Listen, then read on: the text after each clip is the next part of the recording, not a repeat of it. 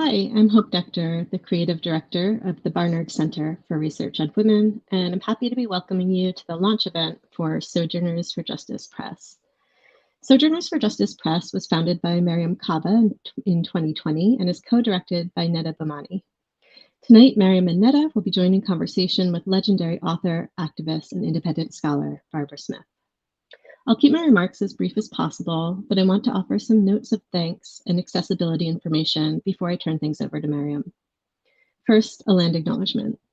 Tonight's event is taking place online, but we are all physically located someplace, and we recognize that all land is Indigenous land. Barnard College is located on the traditional ancestral territories of the Lenape people. In terms of accessibility, you can find a link to access live transcription for this event directly under the video in the YouTube video description. Thank you to Nicole from Total Caption for providing the live transcription. Our ASL interpreters for tonight's event are Kaylee and Cheryl of COCO Language Advocacy and Consulting. Thank you both for providing this essential service. We're so excited to be hosting this event tonight and to be celebrating the launch of this incredibly important press. And without wanting to take up any more time, Mariame, I'll bring you on now and we can get started. Wonderful. Hello. Thank you so much, Hope. So grateful to BCRW for partnering with us tonight. Also grateful for all the access support, and particularly grateful to be joined later on by Barbara Smith, who's a touchstone and just really a legend on so many levels. So I'm really excited to have Barbara here with us tonight as well. Also thrilled to be here with Neta, my co-pilot for tonight and this evening. So basically, I want to also welcome all of you who are joining us via YouTube. My name is Mariame Kaba. I am the founder and co-director of Sojourners for Justice Press. And I also want to just say that the way that tonight is going to work is I'm going to give some opening remarks, and then Neta is going to come on and give some more remarks about our work and what we're up to. And then you're going to hear from Barbara Smith, who's going to talk about the work of Kitchen Table Women of Color Press and radical publishing in the 60s and 70s. And then all three of us are going to come back together and just chat and talk. You're going to have an opportunity all throughout to put your questions in the chat, and Eve will pass those along to us so that we can get your voices and questions in today as well. Our goal is to be out of here by 8 p.m. Eastern, so we're looking forward to the conversation. Next slide, please. The slide after that. Thank you. Perfect. So I spent a lot of time as a young person in New York City rifling through my dad's bookshelves. And it was there that I found treasures like the autobiography of Malcolm X, another book called L'Enfant Noir by Kamara Lai. I saw Nkrumah's Neocolonialism, the last stage of imperialism. And I, of course, loved the Malcolm X and Kamara Lai books. And at 12 and 13 years old, I really had no idea what Nkrumah's book meant, but I would come to learn later on. And along with those books and others, I also found tons of pamphlets, including the one that's on the screen right now, which is the Communist Position on the Negro Question, among many other pamphlets and small books that my father had and would collect. And these were books that were created by publishing houses that were socialist and communist inspired or focused, publishing spaces like International Publishers and other publishers like that in the 1920s, 30s, and 40s. In my mid to late teens, I would, next slide please, I would take the train uptown to Liberation Books, which is a legendary bookstore founded by the amazing Una Mulzak. And I would try to find other books. And Particularly, I was always interested there in searching through the bookstore to find more pamphlets that I could buy and read myself. I loved pamphlets, and later I would discover zines and make my own. Next slide. Here are a couple of pamphlets that I found at Liberation Books in the 1980s that I still thankfully have in my collection. One of the books that's on the screen is called Africa, My Africa, and the other one is What Shall I Tell My Children? And both of these were pamphlets and kind of zines that were made by Margaret Burroughs, Dr. Margaret Burroughs. So I'll come back later to the full circle moment of Sojourners and Margaret Burroughs. Lots of my stuff from that time, unfortunately, is now gone because I didn't start officially collecting until my mid 20s. So much of what I accumulated from my teen years in terms of pamphlets and zines has vanished. My first job out of college, you won't be surprised to know, was at a library, specifically at County Cullen Library in Harlem, a building adjacent to the Schomburg Center for Research in Black Culture. I was an information specialist, and I spent a lot of time when I was at the library checking out books and eventually taking them home and reading them. And County Cullen had an incredible collection of books that were focused on the Black diaspora. So I really was lucky to encounter so many while I was working there. I'd spend my lunch hours, though, rummaging again at Liberation Books, which was only a few blocks away from the Schomburg. And I would be shyly asking questions of Miss Mulzac when I would worked up the nerve to do so. Fast forward to 2010, and in casual conversation, a friend called me a publisher. And I'm like, wait, what? I'm not a publisher. But I guess I guess it turned out that I was. I had been self-publishing zines for many years. And it was then that I started to seriously think about how I could create a more sustainable way to publish and distribute my own work, but also other people's work. This was like literally about 12 years ago, about 12, 13 years ago, that I really started thinking more about this. Next slide, please. So in 1892, Victoria Matthews was the main organizer of an event to honor and fundraise for Ida B. Wells for her anti-lynching efforts. Matthews and other Black women came to Ida B. Wells Barnett's aid when she needed funds to self-publish her investigative findings about lynching as a pamphlet.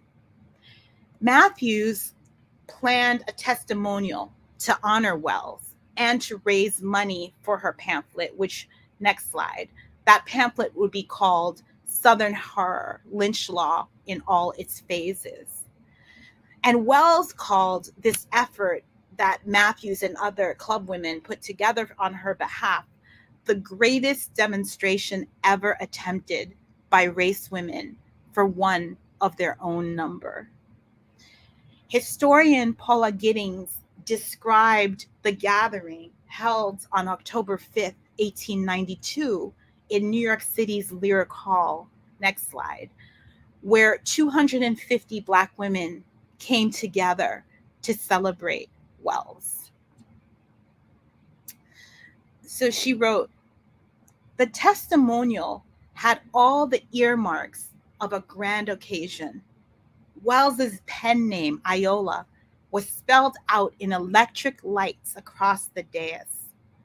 The printed programs were miniature prototypes of the Memphis Free Speech, which happened to be Wells's newspaper that she co-owned.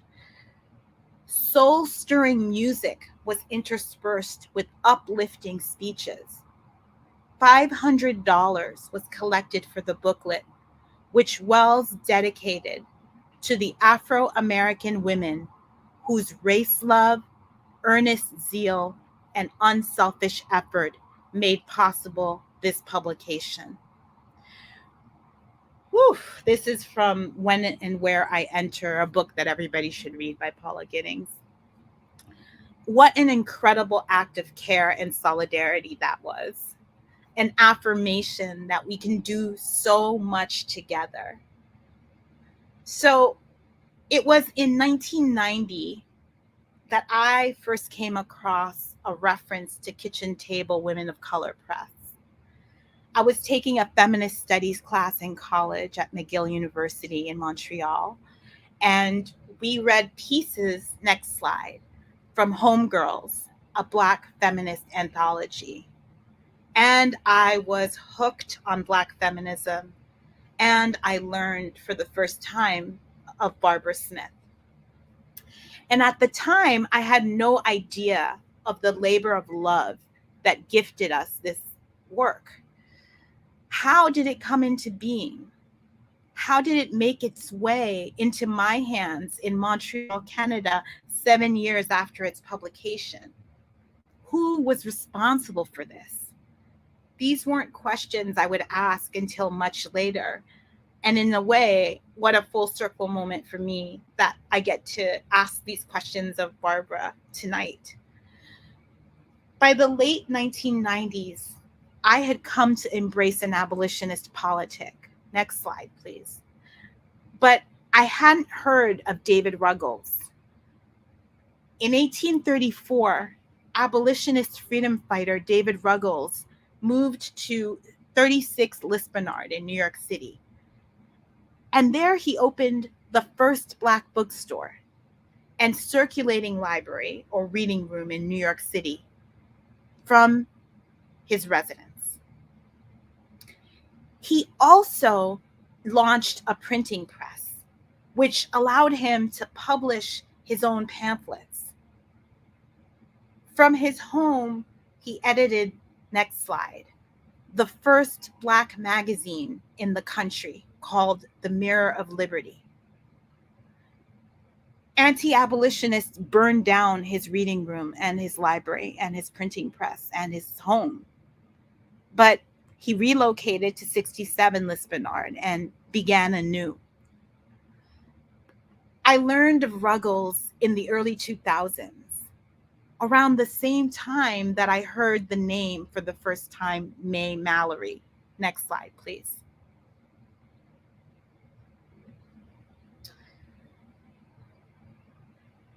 Sorry.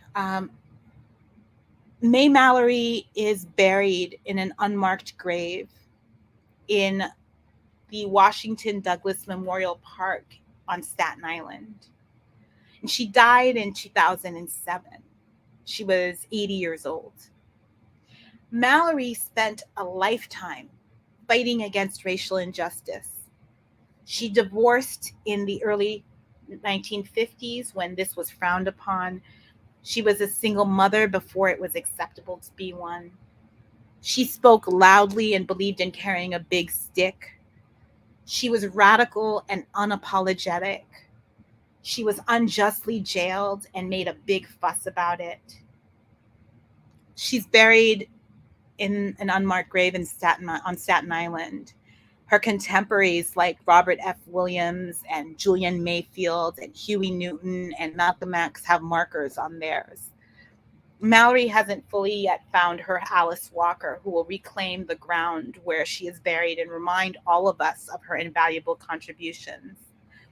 After being falsely accused of molesting young boys and savaged by the Black press, Zora Neale Hurston escaped to Florida, where she lived a quiet, destitute life until her death. She too was buried in an unmarked grave until Alice Walker revived her legacy. There is something about being a Black woman in the United States that seems to demand a certain invisibility and also burials in unmarked graves. So what does all of this have to do with Sojourners for Justice Press? Quite simply, everything. Because the strands of its founding come from the totality of the experiences I've mentioned and many more that I have not. SJP exists because of my father and because of socialist and communist pamphlets because of Una Mulzak and Liberation Bookstore, because of Margaret Burroughs, because of County Cullen Library, because of Victoria Matthews and Ida B. Wells Barnett, because of David Ruggles, because of May Mallory and Black Women in Unmarked Graves, and because of Barbara Smith and Kitchen Table Press. I feel really blessed to have met Neta, who has become a trusted comrade, collaborator, and friend. I'm excited about what we are going to make together through SJP.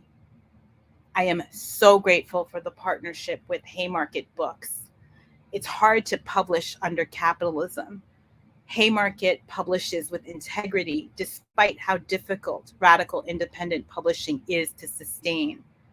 SJP, being an imprint of Haymarket while retaining our editorial independence, allows us to greatly expand our reach. For the rest of this evening, you're going to hear more from Neta about SJP and our plans. Then you'll hear from Barbara. We'll then be in conversation with each other. And finally, we'll open up to your questions. I encourage you to drop your questions throughout the evening into the chat, and Eve will pass them along to us. Thank you. Next slide. So much for joining us this evening for the official launch of SJP virtually. We're going to need your support and help to make a go of this project, and we hope you'll come along with us for the ride. You'll be able to support us through our coffee. You'll be able to purchase our publications.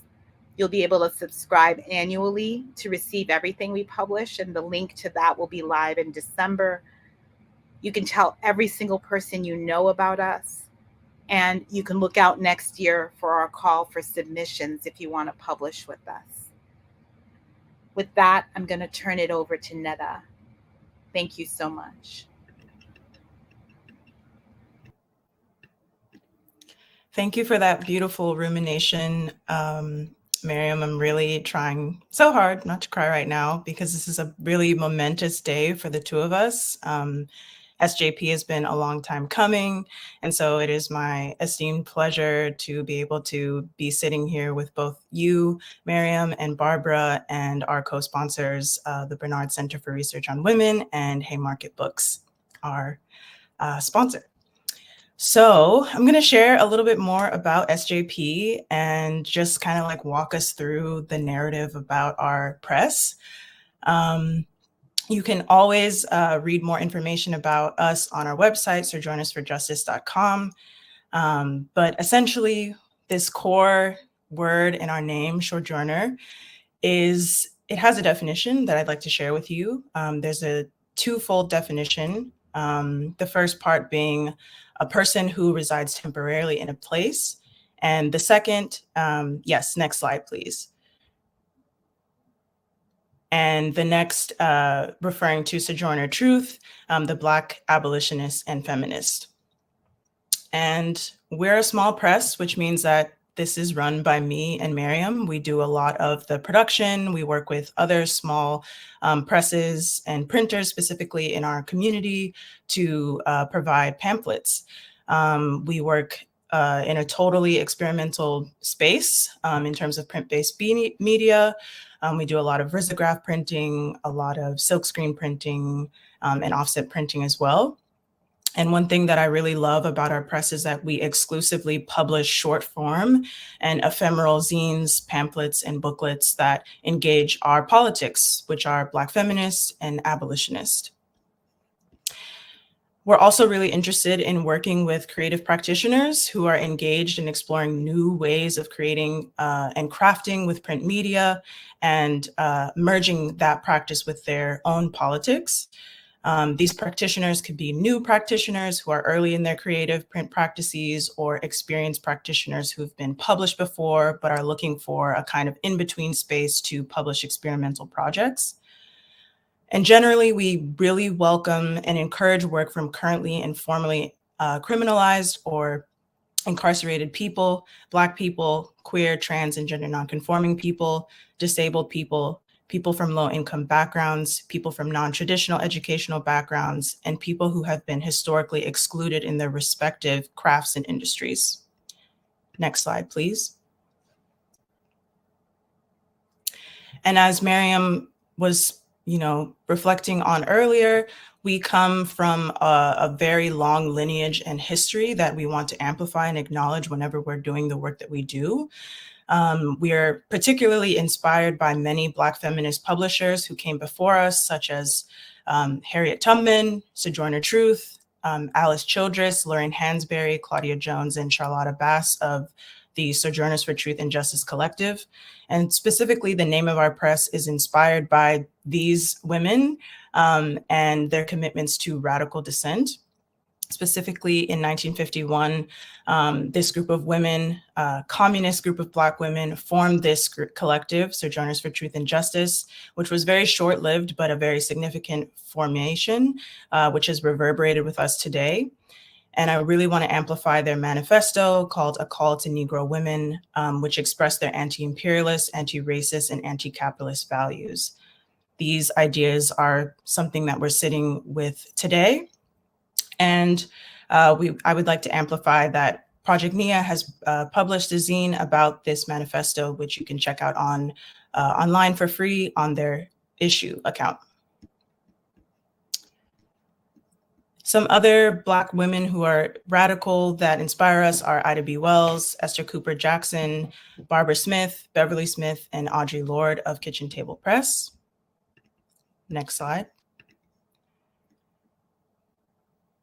And some of the publications that we've released in their honor and in many other Black feminists who inspire us honor are Groundhog Day, The Killing of Benita Carter, and Black Photo Booth by Mariame Kaba, Our Girl Tuesday, An Unfurling for Dr. Margaret T.G. Burroughs by Tara Betts, Tempest Hazel, Skyla Hearn, Mariame Kaba, and Sarah Ross, as well as Resurrecting Ruby, A Modern Retelling by Victoria Law, and our most recent publication, Meditation on Abolition by Ashawn Crawley, which we'll talk a little bit more later. And we have many more publications in the works, and they're soon to come.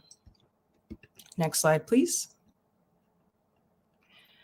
Something that is really grounding our practice is our manifesto. We have very strong beliefs about publishing and reading and our politics in general. And I want to amplify a few bullet points from our manifesto, specifically that we believe in an expansive definition of creative practitioner. This just means that we understand that the term artist is a very privileged term, a very privileged identity to hold, and that we think that anyone is capable of being an artist and having any kind of creative practice or work. Our next belief is that zines and zine-like reading materials are mechanisms for taking ownership of our community education.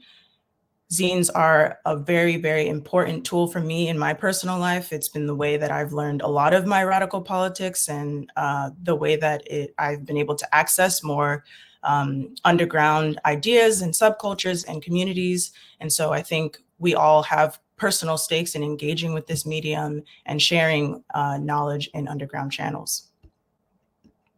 We also believe that zines are tactile things to be discovered. And when we discover them, we connect with each other, and we also connect with non-living beings, histories before us, people who came before us. And this is why we choose to publish zines in an emphasis. We also believe that most people struggle with reading and are capable of changing their relationship to reading. When I think of reading within an academic or elitist context, these feelings of shame come up, like sitting in a class feeling like you haven't read something or you don't understand a reference or you're not sure about the citational practices, and just feeling like, these feelings of imposter syndrome often come up when, thinking or trying to identify as a well-read or like an intellectual person. At SJP, we acknowledge that, and we recognize that even the most well-read intellectual people struggle with reading just as people who don't read as often. We also believe that reading can be a pleasure and a leisure that activates our imagination. And we really want to distance ourselves from this capitalist definition of reading that emphasizes productivity and reject this kind of colonial oppressive system that makes us feel shame. And lastly, we believe that activating the imagination is how we prefigure the worlds in which we want to live. We can activate our imagination through small gestures that slowly unravel the grip that these isms and phobias have on our imagination.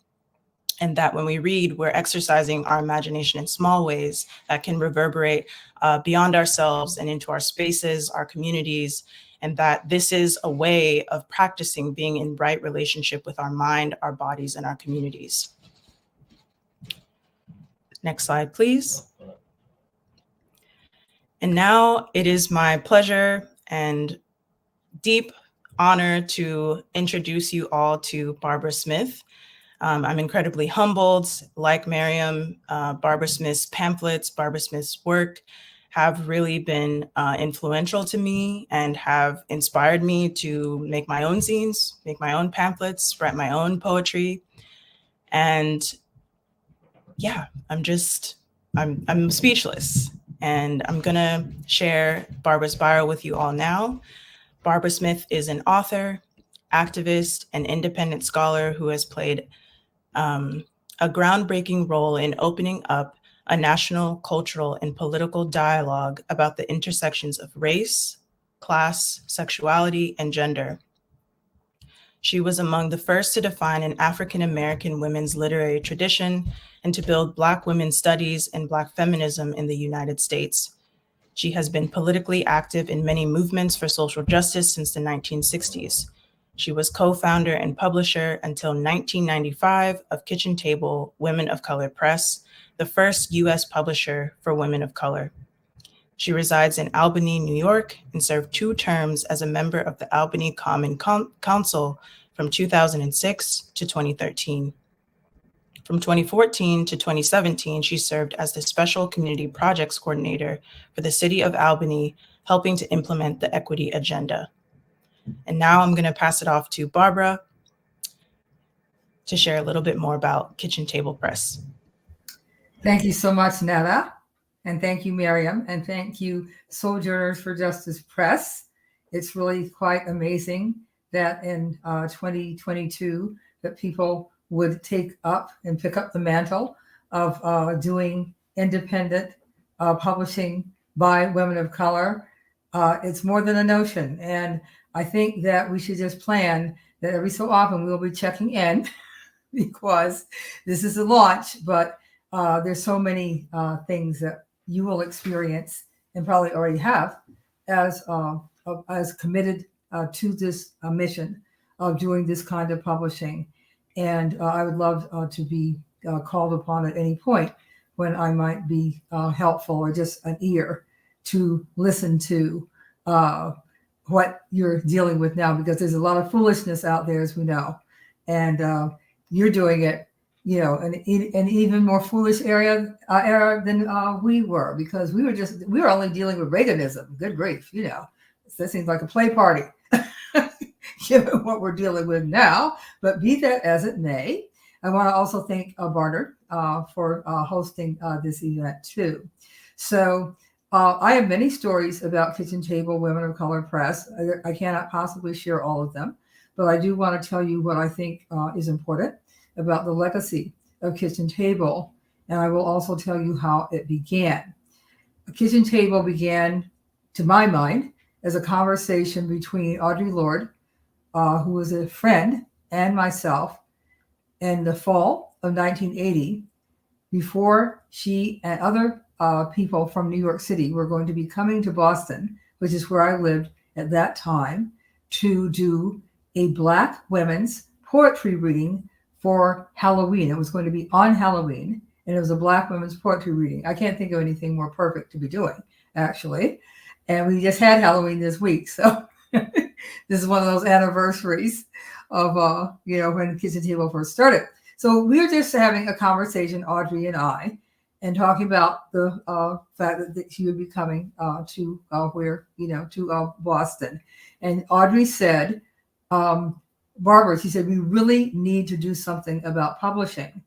And as I have written, I immediately, when I described this in writing, I immediately knew what she meant, because each of us had been involved as writers with other feminist publishing operations.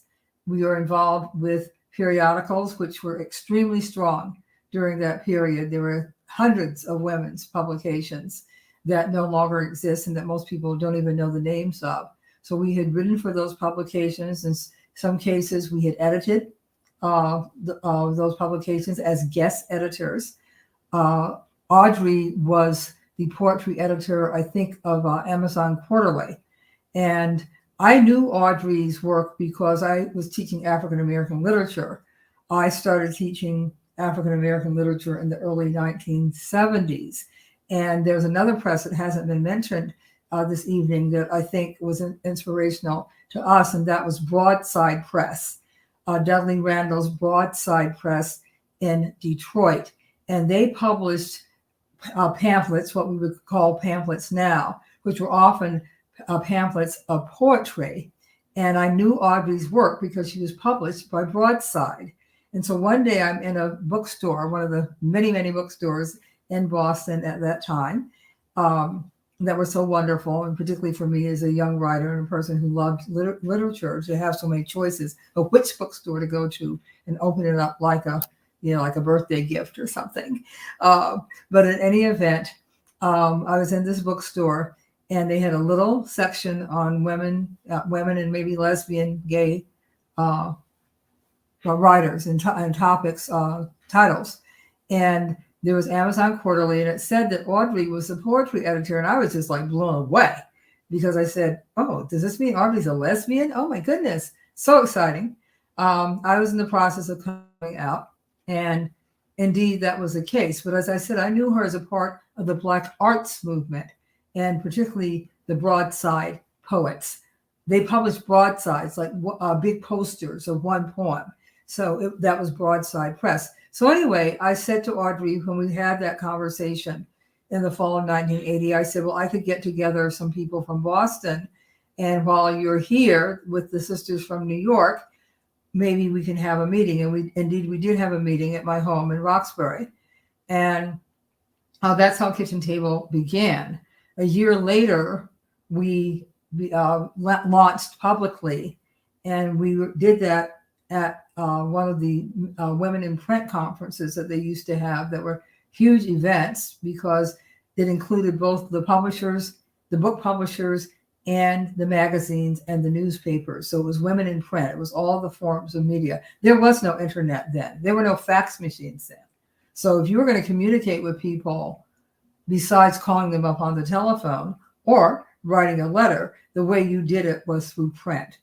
And often it has been noted how much the second wave of the women's movement, the second wave of feminism, was a movement that revolved around writing and reading and print and publications. But just think about it. It's just the way social media now dominates what is supposedly feminist dialogue, or whatever we're doing on social media. Just if we were talking about this period, we'd be talking about social media as a major means of communication. In those days, it was the publications and the means of communicating that we built ourselves, because trust me, the mainstream wanted nothing to do with what we were interested in and what we were trying to do. There was all kinds of misogyny and pushback. The term women's libbers, women's lib, that was an insulting term. So we had to do it ourselves, and we did. So I'm going to tell you now a few things about Kitchen Table that I think made it unique. The first was that we decided to be a press for all women of color, even though most of the people who were at that initial meeting that I described to you were people of African heritage, either from the Caribbean or or with origins in the United States. All of us here in this hemisphere, because of chattel slavery, I might add, we knew that we wanted to be a press for all women of color. And that was a really challenging decision that we made, because let's face it, it was 1980 and people were not generally thinking about that. The term intersectionality did not exist, and people just did not think in those ways. And we had some really good conversations once I had moved to New York. We had some really good conversations in our early kitchen table Women of Color Press meetings about, well, who is a woman of color? Who qualifies as a woman of color? Because it quickly came to our knowledge and attention that it wasn't as simple as looking at someone and defining who they were based on their appearance. There are people who we would assume were people of color based on their appearance who do not consider themselves to be people of color. And there are people who don't look like they're people of color who actually do, based on a couple of markers, indeed are people of color. And that's specifically true. And this is one of the groups we were thinking about at the time, of women who live, and people, not just women, but people living in South America who had migrated there to escape the Nazi regime and the Holocaust. And so they were living in places like Argentina. And therefore, they were people of European heritage. They were Jewish, and they also spoke Spanish. And they were also born in those countries, if you see what I'm saying. So who's to say then who qualifies? We had people who had a parent of one race and a parent of another race. And we know that race is not scientific, that it's something that people made up. But whether it's something people made up or not, it is socially, politically, and economically real. So instead of like getting into this thing, well, it's not really real, and yeah, fine, that's good, think that way. But then when you look at any statistic about the situations of people of color, health markers, wealth, ability, salary, earnings, housing, you name it, healthcare and health profiles, any way you look at the situation of people of color, even though race may not be real, racism is. So in any event, what we decided was that women, we would consider women of color to be any women who identified with the indigenous people of their land or of their country.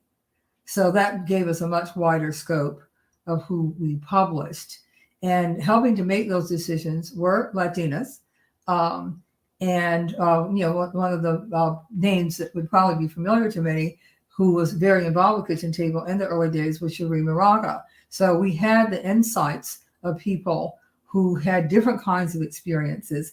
I actually bristle when people describe Kitchen Table Women of Color Press as a Black women's press, because we did everything possible to be inclusive and not to see what we did. And if you look at our titles, you can see that we were not just a Black women's press.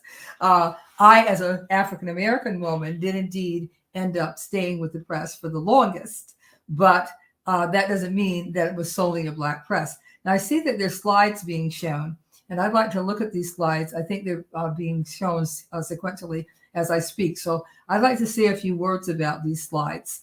Currently, I think we're looking at Need a Corral for Black Women's Voices. That's by Audre Lorde. And that was one of our pamphlets. I started the Kitchen Table Women of Color Press Freedom Organizing pamphlet series. I can't remember. I'll probably say the year incorrectly, sometime in the late 1980s.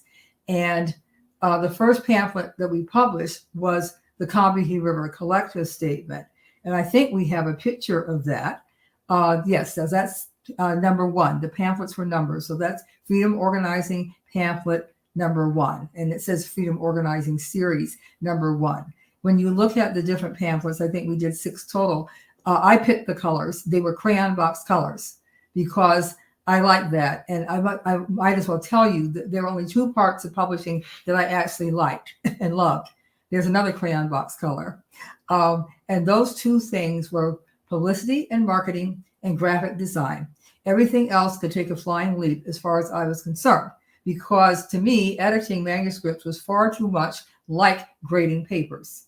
And remember that my field is English. That's what I went to grad school in. So I could teach African-American studies and African-American literature. So I was used to looking at writing to try to get it better.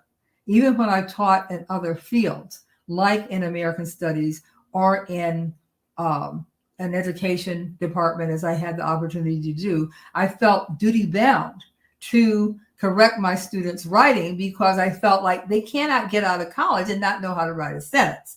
And if I know how to write a sentence, then I should certainly try to share that with them. Nowadays, I know none of this is of much worth to people. People don't really care about that.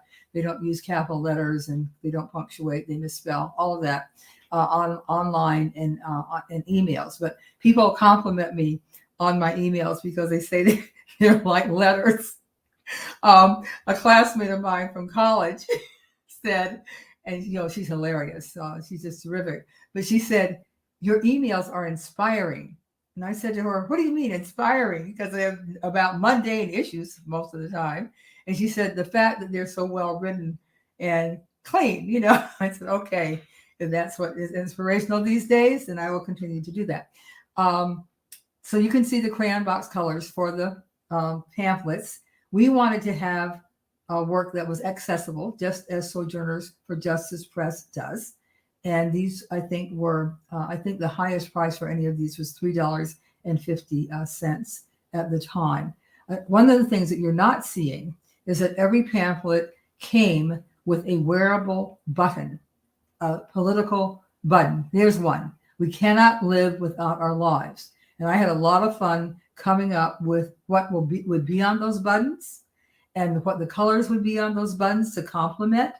For need, you can see it's black, red, and green in the graphic. The button is also black, red, and green. And we know, well, some of us know that those are the colors of Black nationalism. So that was all very intentional. So I'm kind of getting into the graphic design stuff, and I will say a few more words about that. But here's some other things that I feel make Kitchen Table Women of Color Press unique. We were both a literary publisher with high literary standards, and we were also a political press on the left. Hold that slide. Do not move that one if you can possibly hold it, because I have some things to say about that particular book. So just hold that for a while. In any event, most presses who are involved with literature and who value really effective and excellent and intriguing and creative writing, they may not be that interested in the politics, because after all, to do politics, you have to get your hands dirty. And, a lot of people don't want to be bothered with that. But we were both. We were really committed to the work of the highest literary quality, and we also were committed to making a political difference. We wanted our books to do more than just be a nice thing to read. And so those were two things that made it challenging for us. And sometimes it meant that we didn't qualify for grants, or we were not recognized in contexts where you would imagine that we would be recognized, because people couldn't figure it out. Like, well, are you committed to literature and belles lettres, or are you committed to hardcore politics? I mean, it was both. And that really has a lot to do with the people who started the press. Audre Lorde, Shireen Moraga, and myself. Mariana Romo Carmona was involved. Rosario Morales, I don't think was a part of the press, but she was a contributor to this bridge called My Back. She certainly was a supporter of the press, and some people may know her daughter's name better than they know her name. Rosario Morales lived in Boston, and I knew her and met her. And her daughter is Aurora Levins Morales. And in any event, we had people who were totally committed to literature and to really terrific and innovative expression, at the same time that we wanted our work to be accessible. We did not do any pointy-headed theory. I'm not interested in that. I haven't been interested in that since I took literary criticism when I was working on my master's back in 1970, 69 and 70. I haven't been interested in literary theory since then. And actually, back in those days, I was quite interested in it, because it was actually literary theory as opposed to how do I say this nicely? As opposed to trying to obscure reality with words. Anyway, we published books that were accessible. The pamphlets reflected that, as the 2 posters that we did. And we just tried to do as much as we could to get the word out. One of the things that Kitchen Table did was to be a network for people who read in English. Wherever people were reading in English, our books had the possibility of going. And it was always exciting to me to get and to see Kitchen Table's mail, because often there would be the most wonderful postmarks and stamps, and like, how far away did this letter come from? I was particularly excited when we would get letters from people in Asian countries. And we definitely would hear from people from and on the African continent, and we would hear from people in South Asian countries, specifically. I'm talking about India. There was a wonderful women's press there called Kali for Women, Kali for Women. We were, as I said, we were a network for women of color in the United States. We did as much international as we possibly could, international work as we possibly could, and made connections. Because we were out there early, people who were starting presses around the same time or later would sometimes come to visit us in New York and talk with us about what we had found out, just as we had talked with other feminist publishers who were anti-racist women's publishers as we were starting. One of the presses that came to visit was Sister Vision from Canada. So as I said, we had these connections. There was Sheba Feminist Publishing in London. We just had lots and lots of networks.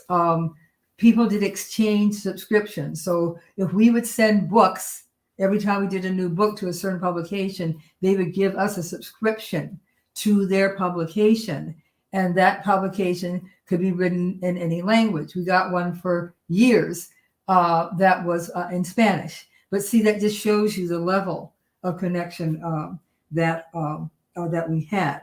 When we made decisions about who we wanted our books to get to, because I ended up, as I said, kind of holding the bag after other people who had been around at the beginning were no longer involved. It was kind of like, this is what I think it should be. I'm here, might as well be that way. So one of the things that I felt, and I didn't really get pushback, I worked with a lot of younger women, and they have gone on to wonderful careers, often in literary realms. But in any event, one of the things that I thought is if we're prioritizing who we want to try to put energy and resources into getting our books into the hands of, my priority was always people of color. I wasn't that interested in getting it to more people in the white women's movement, because they were finding this stuff. They knew all about it. But I was really interested in us getting to our communities of origin, ethnic, racial, nationality communities. So if it was a choice between going to an Asian American book fair or to a Latin American book fair, that's where we would go. And that was just the way it was. I don't think that was a mistake by any means. And we had wonderful working relationships and friendships with people across different identities that people to this day say never existed and are impossible to exist, because supposedly all of us are at each other's throats across our differences. Not true, but as I said, it's hard for the truth to get out sometime, the word to get out. So what you see on the screen now is a book called 17 Syllables and Other Stories. It's by Hisaye Yamamoto. I did not send in my graphics until this afternoon, so that's on me that you don't have a graphic to look at of the original cover. The original cover that we did of this book was beautiful, because as I would tell my coworkers, I said it costs just as much money to publish an ugly book as it does to publish a pretty book. I said, we are only going to publish pretty books. Why would we waste our time? Putting out all this money. And it was printing is always expensive. But in those days, without computer technology, it was even more so. And so why would we put out all this money to produce a book that made you like say, oh God, that's terrible. And another thing is that I would point out, our books had to sit on the shelves alongside books from publishers, little publishers you may have heard of, called things like Knopf, Random House, Norton, Oxford, Farrar, Straus, and Giroux. They were sitting on the shelves right next to those publishers. I wanted our books to stand up and not look remarkably different from any of those others. Now, some people would say, well, you're being assimilationist, or that was like respectability politics in a publishing context. No. That was about being publishing professionals when nobody expected that we could actually do that. This book, this cover, which has a photograph from a movie that was on PBS called Hot Summer Winds, a movie that was based on some of Hisae Yamamoto's short stories. This is a still from the movie. If you could see it clearly, you would see that the picture is colored. It is a black and white photograph. We had that photograph hand colored by the graphic artist. And lo and behold, there was a book design contest in New York, an annual book design contest where all of those big publishers that I mentioned were in competition. This book cover won our category. And kitchen table was literally on the first floor of my house. So it was a kitchen table operation. And, but as I said, we wanted our books to really make a difference. I'm going to wrap up now. As I said, I have so many stories about kitchen table. But one of the things about kitchen table, I think, because of some of the decisions that we made and the kind of publishing that we did, most of the books that Kitchen Table did are still in print.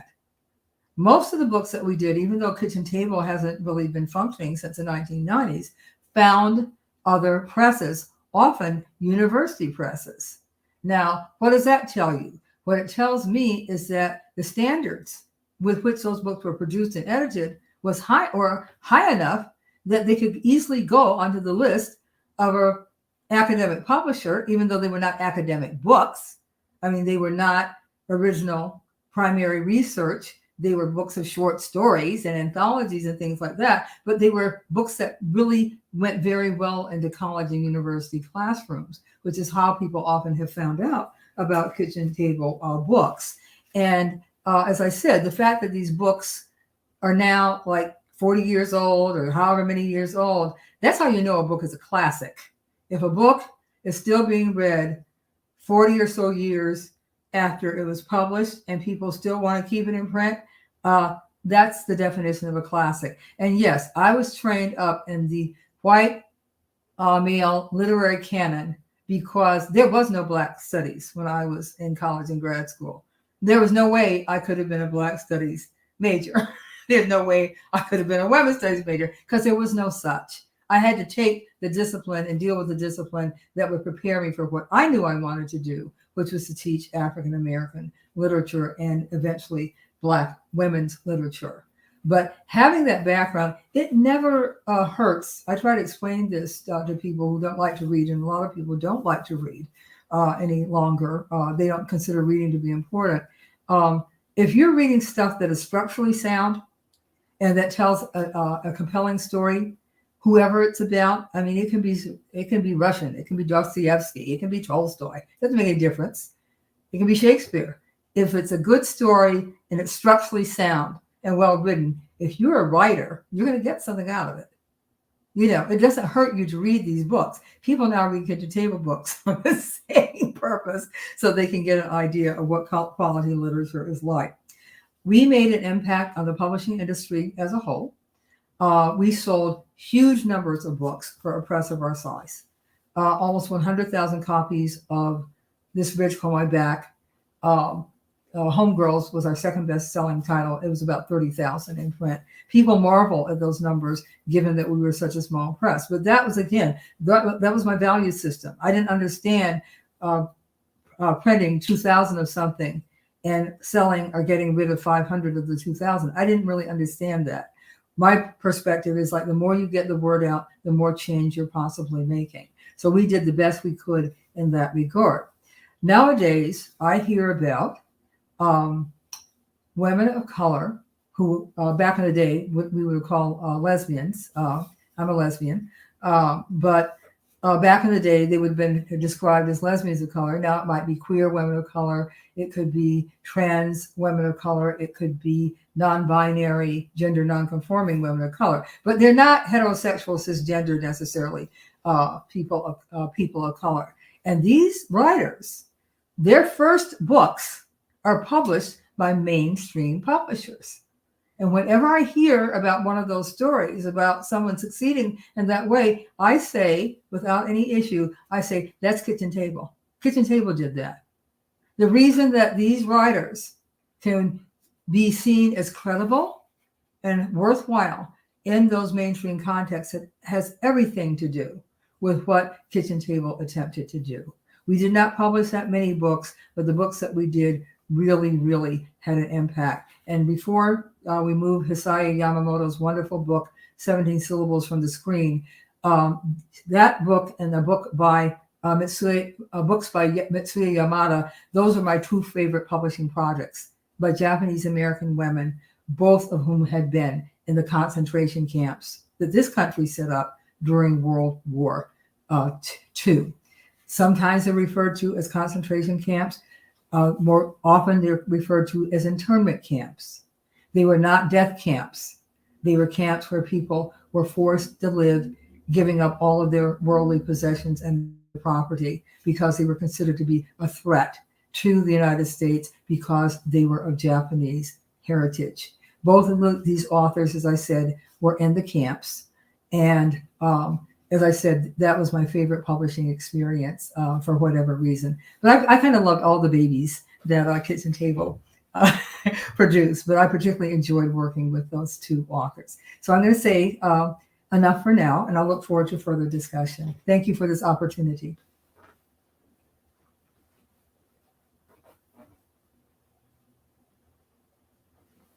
Yes. So happy and so excited. And I learned so much in listening to Barbara talking. First of all, both Neta and myself were absolutely stunned at the numbers y'all did in terms of 100,000 books sold. What, in the early 80s? Is that it? And then, I mean, that's just blowing. That's like bestseller beyond bestseller. So amazing, amazing stuff. So what we have some questions that people have sent us that are now in the private chat. So we were going to talk about those questions. But first, Neta, are there any things that you heard from Barbara that you want to ask more information about or follow up on? Or let's start there. Yeah, there's so much I want to ask Barbara. But I think there are two things that I would really like to maybe get our conversation started on. First, earlier, Mariame said that, that she had an aha moment when her friend told her that what she was doing was publishing. And so I'm curious, did you have that moment for yourself, Barbara? And if so, can you share a little bit about that? Are you saying, was I ever surprised that I was doing publishing? Yeah, when was the moment that you realized, oh, I'm a publisher. I want to do publishing. I want to start a press. I think when we decided that we would do that, it did not come as a surprise. Mm-hmm. I was very involved with the production of work that I did. I didn't just hand it to somebody and say, here, take it. You do with it what you want. Now that I've written it, I was very involved. I had strong ideas about what I wanted those publications to look like, and let it be known exactly how I wanted them to come out. There was a press in the Boston area, Persephone Press, which was a lesbian publisher, and they were the original publishers of This Bridge Called My Back. So I had the opportunity to go to Persephone, to where Persephone Press was located, and just to kind of scope out and check out what their operation was. And I was always really drawn to the design and the graphic elements for whatever reason. So I wasn't surprised, but what I would tell people as I began to be exhausted from the commitment. I said, when I was growing up in Cleveland, Ohio, and reading James Baldwin, etc., I wasn't dreaming about being a publisher. I was dreaming about being a writer. And being a publisher took me away from what my dream had been. So, like I only get involved in things in this, maybe this is a neuroses. I don't know if it is or not. But the thing is, like, if I get involved in something, I'm going to do it as well as I am capable of doing it. If I'm not able to do it well, I usually don't get involved in it. And so my feeling was, I didn't want to be like a press on the fringe. I didn't want us to be a press on the fringe. I wanted us to make a splash. I wanted us to make a big difference. I used to send for 17 syllables. I wanted Publishers Weekly to do a review in Publishers Weekly. And I came up with an idea. Mitsuye, not the author of 17 syllables, Mitsuye introduced me to Hisaye. Mitsuye had sent me these postcards. There's a story in 17 syllables, which is about a Japanese artist, a classic Japanese artist whose name was Hiroshige. And there's something called a Hiroshige print. If we had an image, they might look familiar to you. They're these beautiful, very bold kinds of paintings of things like ocean waves breaking. And they're like so modern looking, given like when they were actually created. But anyway, they were very valuable.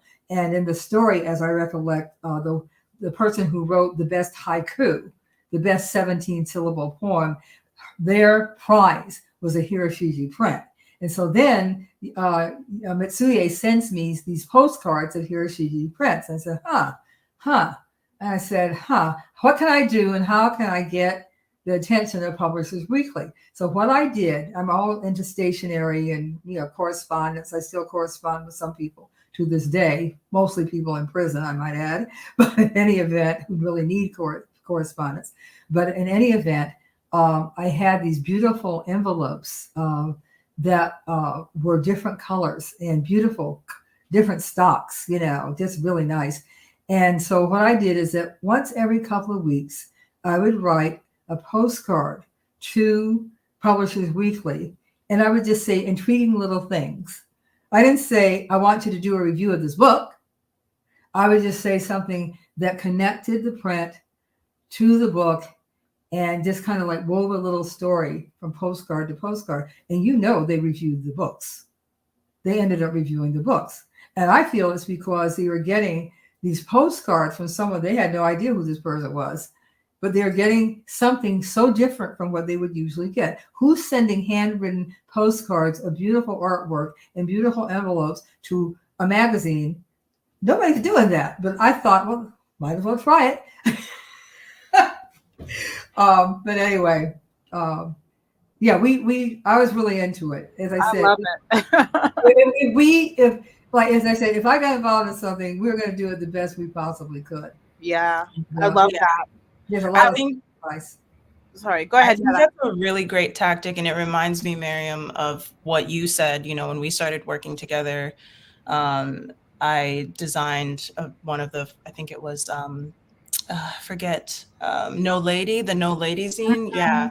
When you reached out to me, there's something that you said to me that really struck with me and has really informed my publishing practice, that we of course, we want to make zines and we want to, publish writing, but we want our things to be beautiful as well. And that we deserve to have zines and reading materials that are beautiful and aesthetically pleasing. And I think that, that has really informed our working relationship and the way that I approach the kind of design for Sojourners for Justice Press as well. And the kinds of designers that we work with and the visual kind of aesthetics of our press overall is just very much so informed by this feeling when you're reading something, it should not only be engaging on a content level, but it should be engaging on a visual, just aesthetic level. And I really, really, really love that Barbara amplified that in Kitchen Table Press as well. Yeah, I think it's so important. I do say this all the time, and I didn't know that this was also Barbara's ethos. I should have known, of course it was.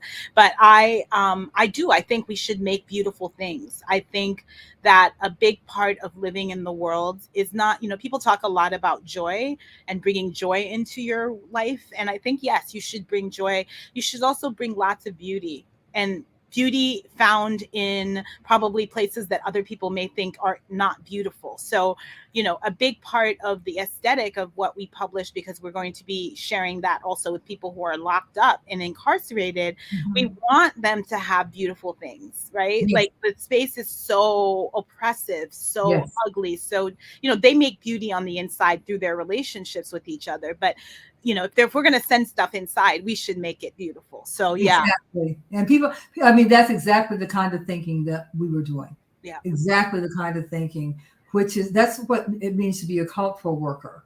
That's what it means to use your gifts as a person who is a creator and makes things, using those gifts to connect with people, as opposed to like bludgeon people over the head to say, I'm smarter than you are, I'm better than you are. That's not the point. The point is to give people that wonderful uplift. People always commented on how beautiful our books were. We sent our books free to people in prison. We heard from a lot of people who were incarcerated, mostly males, mostly men. And we just did it. And we also distributed books from other ended presses. We distributed dozens and dozens and dozens of titles from other presses. Our catalog, when we included the distributed titles, and we usually did, was quite significantly large. One of the people whose book we distributed is Joy Harjo. Just come out with her first, one of her early books. I don't know if it was absolutely her first, but she had an early book that was titled She Had Some Horses, and we distributed that book. Well, fast forward, and she is has been the poet laureate of the entire United States. I mean, it's just like, alrighty then, and people like I was like leafing through Homegirls, my book Homegirls, which I will hold up, old school style, and because there's something I wanted to tell you about the design of it. And so I was just trying to find a good page that would show you something about, because we didn't just deal with the outside. I wanted beautiful interior design too. So every article, I don't know if this shows up as anything, but every article in Homegirls had like maybe there were 6 or 10 graphics that went throughout the anthology. This book is like 400 pages long because I don't know when to stop, obviously. It's so big, they say. Yeah, right. You read another book about Black feminists? Well, no. Okay, this one should be big then. But you don't have to read all of it. It's an anthology. I love it. But as it may, so there are these black and white graphics on each page. They're African graphics. The cover is African design, like indigo fabric. So, and I told my publishers, this was originally supposed to be a Persephone Press book. And this cover and the interior was designed by Persephone Press with my input. And I told them, I knew that they'd never heard of this book. I know that there are people sitting around this table this evening who do know about this book. A little book called The New Negro by Elaine Locke. Yes.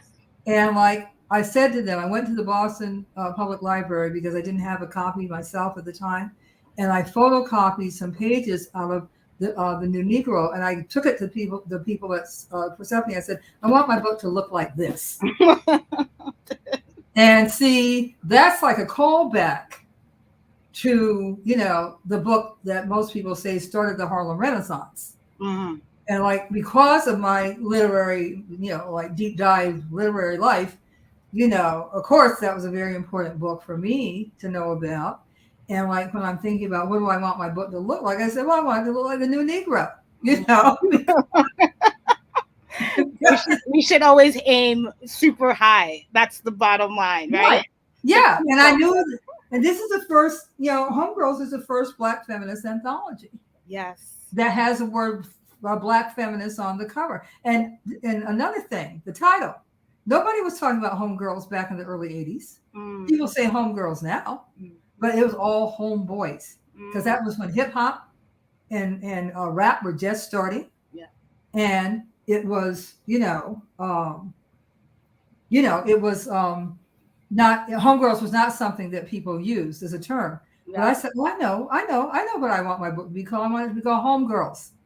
And that was like, again, flying in the face of like the established order, because people who were feminists, let alone lesbians, we were considered to be persona non grata in the Black community. And we certainly were not considered to be authentic members of the Black community. So to say that we were homegirls, that just like, people, their heads are spinning around. Like, how could you be a homegirl? Because I said so. That's why. Thank you so much for that, Barbara.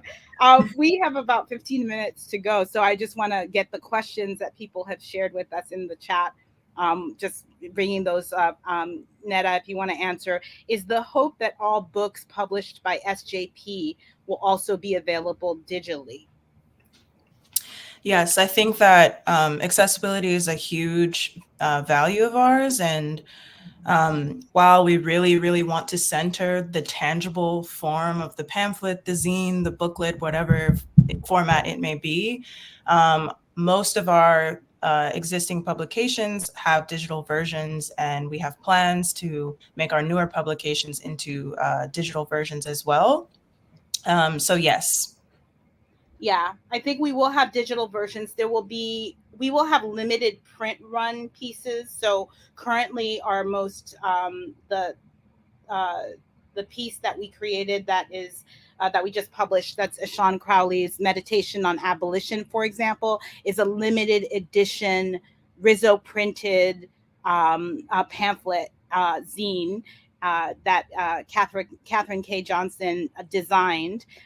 We only have about it's going to be a short run. So once that run is over, for the people who have hard copies, we're not reprinting it. That's number one. So that then it will be available as a digital copy online for people to view once the print run is done. So that's another way of moving forward. Another question that was in the chat was, what are the hopes and visions of SJP? How do you hope to carry on the kitchen table legacy? And what do you hope to add to it? Do you have this is a big one. I think, for me personally, my hope is to be able to publish people who have not been published, particularly Black gender nonconforming people and women who are experimental in their practices. I think a lot of the things that I like to read are very experimental, highly theoretical, and not necessarily sensical. And I think that there is space for nonsense in our publishing practice, and there's space for people who are pushing the boundaries of like our imagination in our practice. And so, yeah, I really want to publish a lot of experimental work through SJP. And then I also really want to publish more texts and poetry for children. I think, young Black children who are gender nonconforming, or, oppressively gendered. Like, I think that there's they're disservice, in terms of publications, particularly zines. And I just want to amplify the youth as well.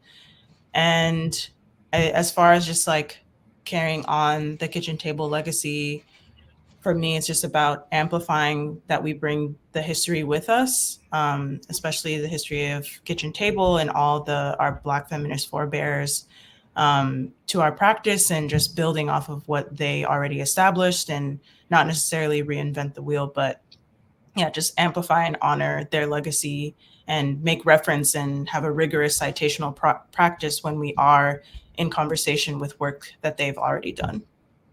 Yeah, I think I would agree. And I would just say that, a big part of what I've been interested in over time has been to uplift the stories, particularly of Black women who maybe we don't know that much about, or who we may know of in one context, but we don't know about other contexts of what they've done. And so I think I want to bring one aspect to this work around archives and archiving. I would like to include in the publications that we make archival documents and archival records that allow people to make those connections between the present and the past and to the future. So just my own personal interest around that is something I would like to add to and bring to the table, and see that as a continuation, frankly, of the work that Kitchen Table and others did prior.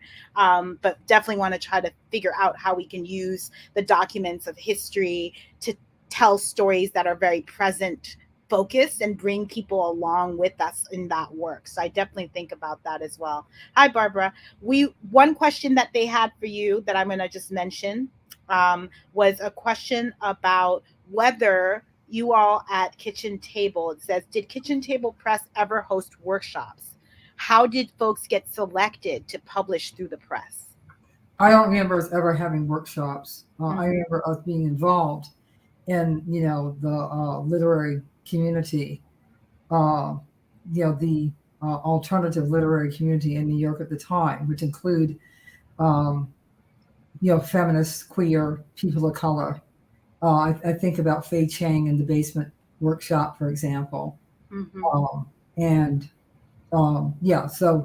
it's not like there were none of that going on. There was that going on. It's just that I don't think we did that. We did it through the conventional ways. We did it. We published manuscripts through the conventional ways of people submitting them. Thank you. So similarly, will SJP host workshops or provide opportunities for Black folks to publish? I would say that we would not be, we're not against that idea at all about, hosting workshops. If we have the capacity to do it, we will. We will have, the way that we've decided to move is we will have one time a year where people can submit their manuscripts. And we will have the specs for what we're looking for. And I think we're looking at May or June for folks to submit manuscripts and pieces they want to work on. The second is that we will work directly, like both Neta and myself are linked into various communities. And in the case of the piece that we printed on meditation on abolition, that came because my friend Ashan posted an amazing Facebook post. And I was like, I want to work with you on this. Like, can you please share with me, can you please pull together your thoughts in a little bit of a longer way than a Facebook post? And that's how that came into being. So we will also directly reach out to people we know or have heard of or are doing interesting things and ask them if they want to work with us too. Neta, if you want to jump in too, please. Yeah, I think you said it all. One thing I'll say that, like, in my personal practice, like, I'm always doing offering like educational workshops on independent publishing, zine making, and I think that I would love to bring some of that to SJP, but we're two people and we have a lot of publications on deck, and so I think that's more of like a long-term goal as opposed to the short and medium term. But yeah, I think you covered it all, Mariame. Thank you so much. Neta and I are going to continue. Barbara had to leave a little bit early, we were just so grateful to her for giving us all that time that she already had, and she shared with us. So thank you for that. There are a couple more questions here I see. One is, I can't stop thinking about Sojourner Truth's quote, "I sell the shadow to support the substance." I'm so interested in how y'all might collectively meditate on it as Black feminist publishers. And that I'm going to leave that to you, Neta, since that's a quote that you found a way to embed on our website. So, yeah.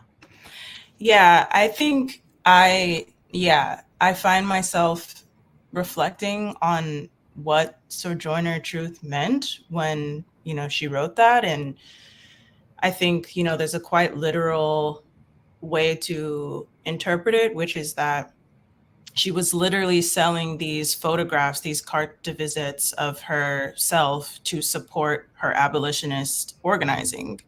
And so that's literally what it means, is that she's selling pieces of herself, her shadow, you know, the negative impression that a photograph makes when you print it, to support her work.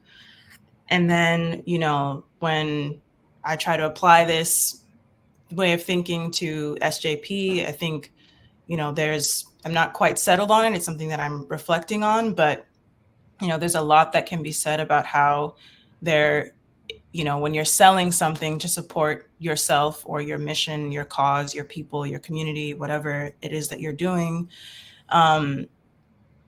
especially within like a capitalist context, when I think about publishing, like there's not really money in publishing. So No. we're not not really selling any of these zines to support ourselves and our livelihoods, but we are making these zines available to support the creative practices of the writers and the designers and the artists that we work with.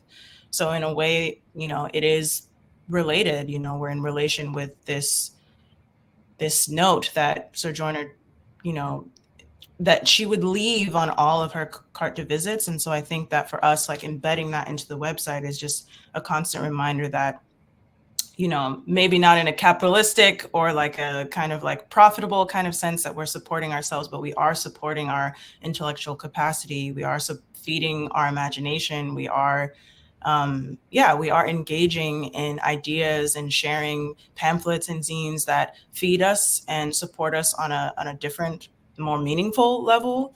And so that's kind of like how I've been thinking about it. And then, you know, even on a technical level, just on the printmaking side and like the process of, you know, making a print, making a copy, you know, silk screening something, building a negative, you know, burning a screen, or creating what is, you know, what I don't like to refer to as a master sheet, but as a reference sheet for, you know, on risograph printing. I think that we are, you know, we are reproducing our shadow.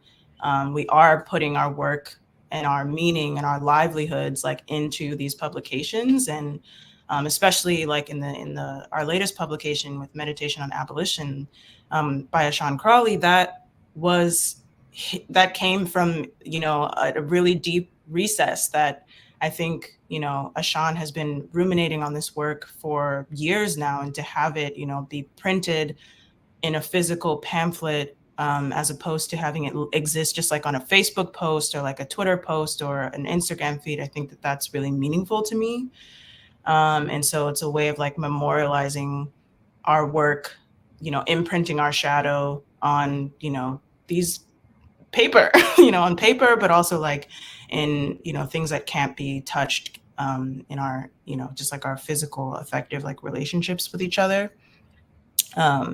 So yeah, that's like, there's so much that can be said about that, but I really love that Sojourner Truth made a practice of like, it's kind of like a mantra of just like imprinting, stamping this mantra on all of her prints, all of her photographs of herself. And she would take different portraits of herself, and it was this ritual that she created. So trying to bring some of that ritual into our own practice and like reference her and nod to her in the printmaking work that we do. Great question. Thank you. So a great response. So a couple of questions. How many projects are you publishing a year right now? I think I want to backtrack for a quick second because we're running out of time, and let you all know that publishing makes no money. Independent publishing makes even less money, usually loses money.